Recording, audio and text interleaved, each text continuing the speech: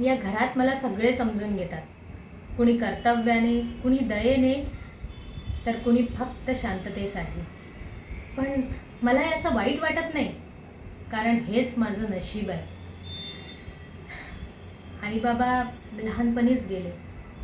त्यांची आठवणही आता धूसर झाली आहे. मी माझ्या मामा मामींकडे राहते.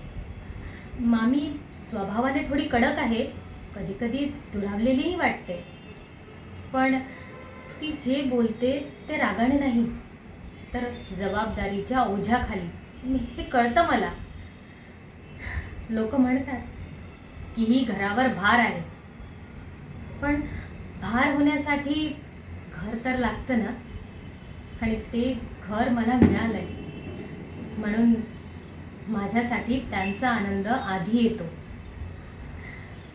माझ्या मते सौंदर्य हे आरशात नाही आहे, तर कुणीतरी झोपल्यावर त्यांच्या चेहऱ्यावर येणाऱ्या समाधानात आहे, त्यांच्या ओठावरच्या हसूंवर आहे.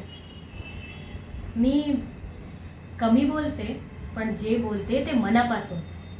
कुणाबद्दल तक्रार नाही, तर कुणाबद्दल मत्सर नाही. आणि स्वतःबद्दल दया तर अजिबात नाही, कारण मी जे आहे ते पुरेसं आहे.